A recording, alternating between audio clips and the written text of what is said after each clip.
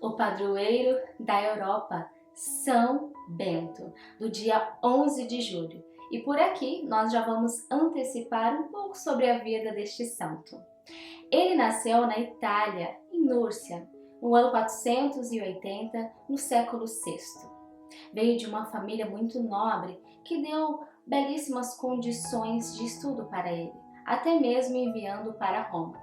Mas quando chega ali na juventude, Bento então sente o desejo de abandonar os estudos e se abandonar em Deus. E é então que ele se afasta da civilização e vai se esconder, morar num lugar nos altos das montanhas, num lugar onde ele pudesse meditar e orar, viver inteiramente para Deus, uma vida monástica. Ali ele tem o auxílio de um monge chamado Romano, que o auxilia levando para ele alimento, pois como eu disse, era um lugar que ninguém encontrava.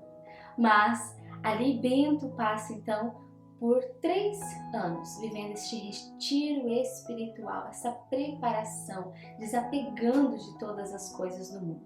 Após os 3 anos, então ali algumas pessoas o encontram e então o chamam para ser abade de um mosteiro. Ele então aceita ser abade e vai até lá. E lá então ele passa por grandes provações, é perseguido e sofre por muitas calúnias.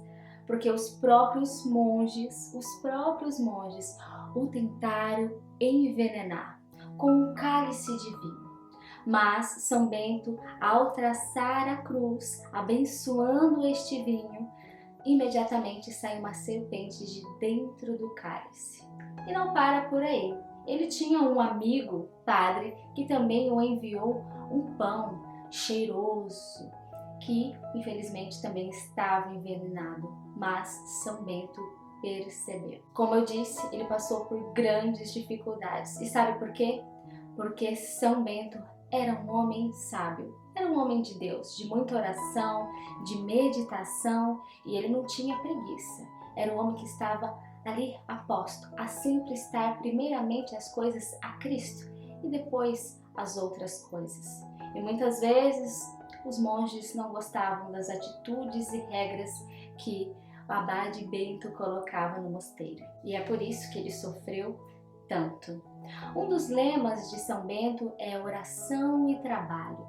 Não deve somente orar, mas também trabalhar. Os monges também não gostavam muito deste ato, mas São Bento dizia que o trabalho trazia esse ato de ser pequeno, de mostrar pequeno sacrifício, de ali desapegar das coisas e também observar as maravilhas da natureza que Deus ali produz e muitas vezes passa despercebido aos nossos olhos. Mas os monges, infelizmente, não gostavam muito.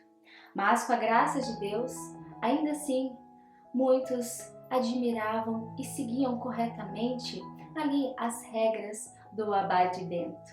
E foi assim que São Bento então fundou 12 mosteiros beneditinos. Olha que bênção! E dentro desses mosteiros saíram grandes ícones da Santa Igreja. Foram 23 papas, 5.000 bispos e 3.000 santos formados na ordem beneditina. E não para por aí não, tá? Preste muita atenção. São Bento não estava sozinho. Ele tinha uma irmã gêmea e ela se chamava Santa Escolástica, também é santa. E ela também fundou aí os mosteiros das Beneditinas. E juntos nessa época, eles então propagaram a fé e praticamente salvaram o cristianismo que vivia em crise na parte ocidental. Olha que bênção, gente, que lindo! Mas São Bento não para por aí, ele ainda nos deixa uma herança, aliás várias, né? Pois ele é um exemplo de santo. Mas ele nos deixa a medalha de São Bento.